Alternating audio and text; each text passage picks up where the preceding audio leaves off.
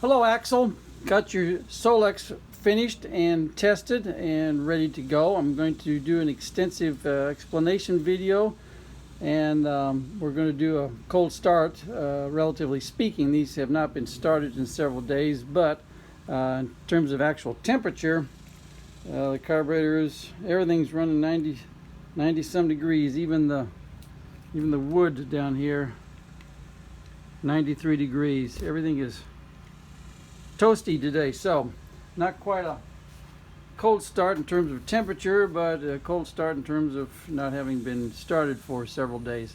Let's see, mounting the carburetors, I'll give you instructions, but I'm sure you know how to do that. But make sure you got your wave washers that go between the base and the mounting flange, the thick rubber gasket. When you get the carburetors in place, leave them loose and install your air log and put a couple of nuts on there to secure the air log. And then once you have the air log in place and the carburetors in place, then do the final tightening on the carburetors, because there's enough up and down movement in the carburetors that you can install them and then the air log will not go in place. I'm sure I don't need to tell you this, but I'm going to anyway. Make sure you use 2 wrenches when you're adjusting and when you're installing the linkage right here.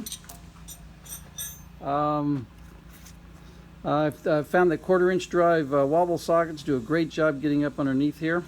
You'll need to, I suggest before you put the air log completely in place and button everything up, I would run the car without the air log and run the return spring over to the fender well with a extra wire or a tie strap, so that you can operate, you can tune the carburetors without the air log in place and watch the operation. You'll also need to secure the 2 choke levers, this one to this one, either with a wire or just a twisty or a tie wrap. Let's see, let's go over a few things here. I'm going to be adjusting it. I like to use my analog meter right there. It does a good job of telling you how well you're adjusting it. In order to adjust the carburetors, you really need to use a synchrometer, BK 1-35, and this thing right out of the box fits the situation perfectly. It fits these, works on these carburetors perfectly. All right, the adjustments we're going to be dealing with: idle mixture screws. The secondary is closed off. It's just a dummy. Don't do anything with it. All your adjustments are going to be on the first barrel idle mixture screw. The other adjustment, which I will have done, is the this set screw right here. It adjusts the play between the first throttle and the first barrel and the second barrel throttle shafts, so that you have minimal play right here, but it isn't so much that you artificially open up the first barrel. So if you screw this one down too far, it will it'll close the second barrel and start to artificially open the first barrel. So it'll mess up your ability to adjust the airflow. So I will have that set for you, but just have to make sure you understand there's just a little teeny bit of movement. You can see it, just a little bit of teeny movement right there. You need a little bit of movement. Let's check over here while we're here. You can see a little bit more movement there, so that can stand a little bit more adjustment. And the other adjustment, of course, is airflow, your idle speed right here. And we'll be using the analog to adjust all those things. Obviously, we've got a cold start here. I'm trying to think what else to mention. If for any reason you ever lose idle, it's right here, the G55. That's the only thing that handles the idle on these carburetors. Just pull that out, and there's be a small piece of grit in there or in the other carburetor or in one of the passageways. These cars do not like to sit, and they do not like old fuel, so be sure to have clean fuel. And if you have any questions about your condition of your gas tank, remove the sending unit and look inside with a flashlight and make sure you don't have any rust or any corrosion inside there. Fuel filtration is important as well. Make sure the fuel filter and fuel selector valve is the filter in there is working, and that the cork inside there for the slide valve has not shrunk. Let's see what else. You have a little bit of adjustments you can do right here. You can adjust these levers to where they line up better with the choke cable, and make sure the choke cable is well lubricated, obviously. What else? What else? Let's see. All right, I think, and you can only adjust these things correctly when the engine is warmed up, when these are warmed up. And what we want is minimal airflow through the second barrels.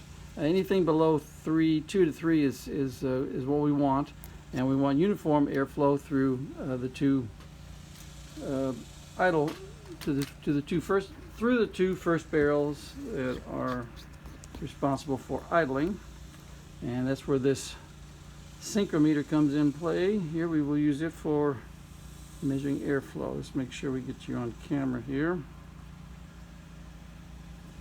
Okay, we're good there. Good there.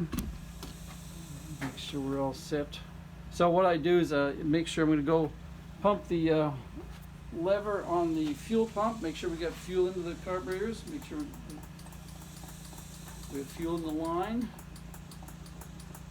And if for some reason you don't get resistance on the lever on the fuel pump, bump the engine to where it's off the cam, and you can get some movement on the fuel. I usually give it a couple of shots. We go choke, switch on,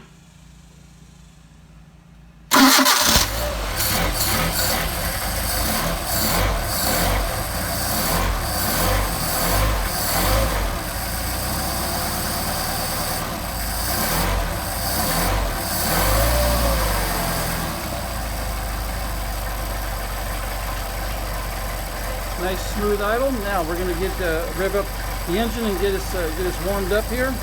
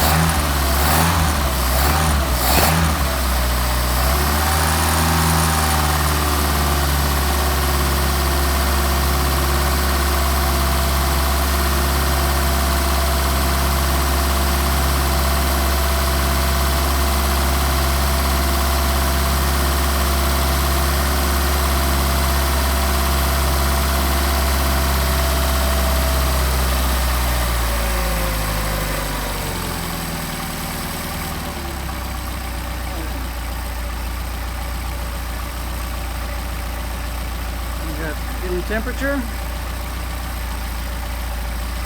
And what we do is, first of all, we're going to disconnect the linkage, make sure these are running independently of each other, so we don't have got this one disconnected. We can check our airflow. 2.5. It's going to be part of this is going to be this adjustment right here. See the difference it makes? So let me adjust that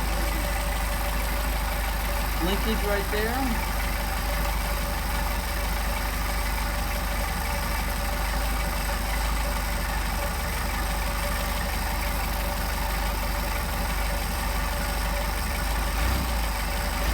Barely any movement there. That's good.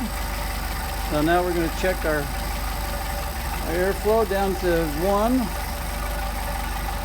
This one down at 2.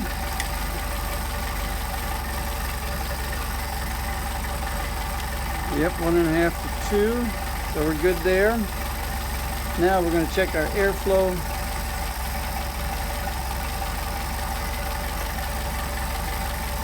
Through here, through the first barrel. Make sure those synchronize. That's 5. And 5.25. So we're going to back this one off just a smidge. We're down to 5. And we're going to go over here and we're going to look at the, and then we're going to do our idle mixture screw, and we're going to do that at the same time we are doing our, looking at our meter right there. Alright, we're on the RPM, the low RPM scale. We're running right at 575, 550. And we're going to use the idle mixture screws to get the best idle. And you'll see the idle speed drop. It'll pick up and or drop depending on which way I adjust the needles. So I'm screwing in. And what we're doing is, you see we pick up a little bit of RPM there.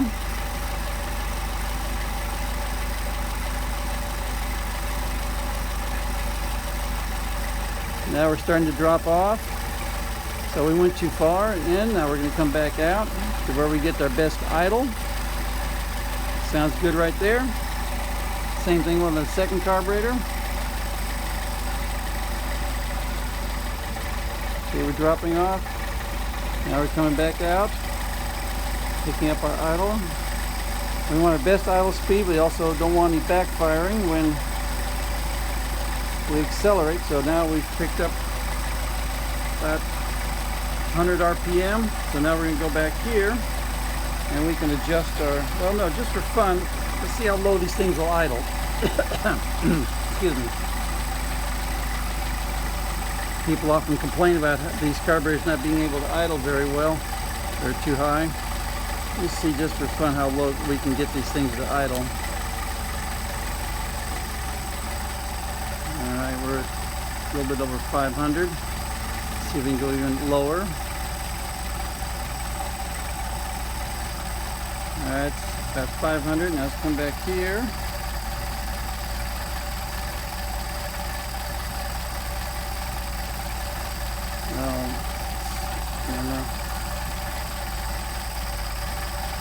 Okay, now we'll check our airflow.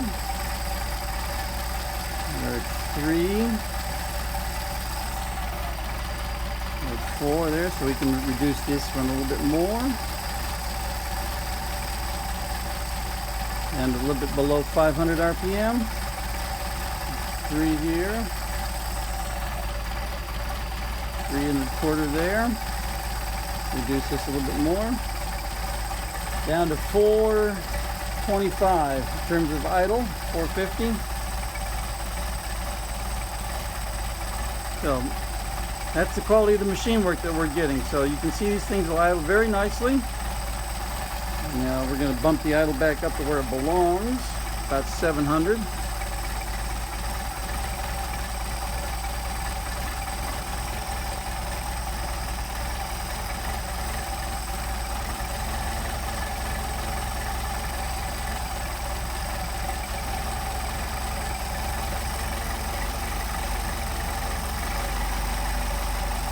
Even the 600 it sounds good, like it's fast compared to 400. We're getting close to 700. A little bit too far. Alright, now we're going to come back to the carburetors. Now we're going to measure our airflow, make sure we're uniform airflow.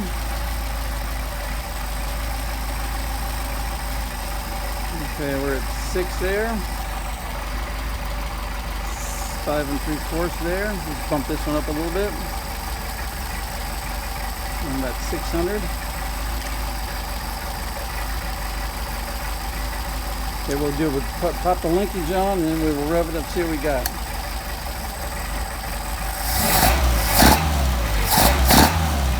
Clear it out a little bit.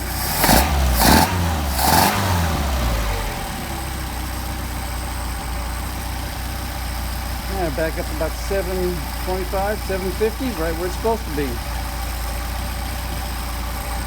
And we had no issues with backfire.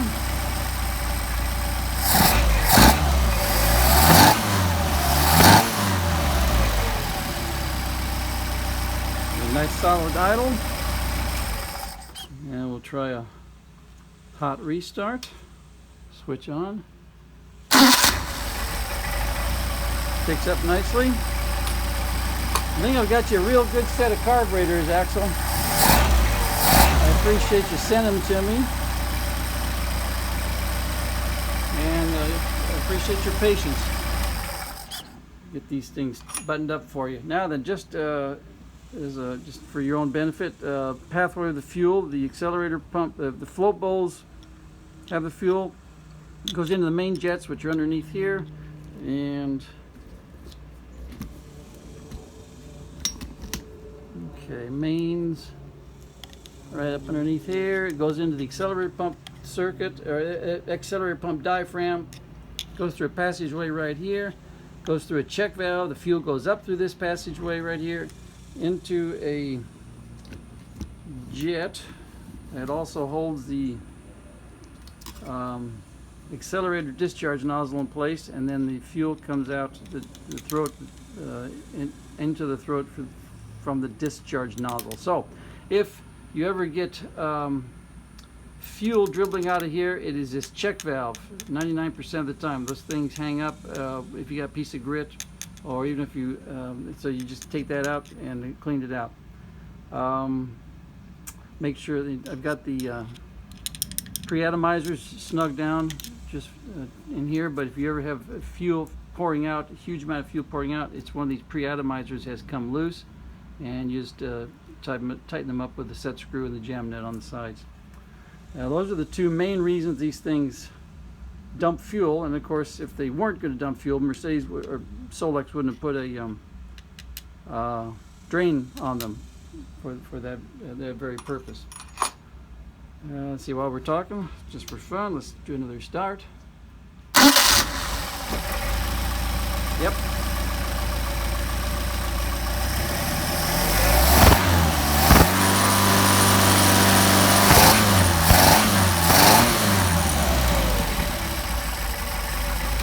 Got you a nice set of carburetors, buddy. Thank you very much.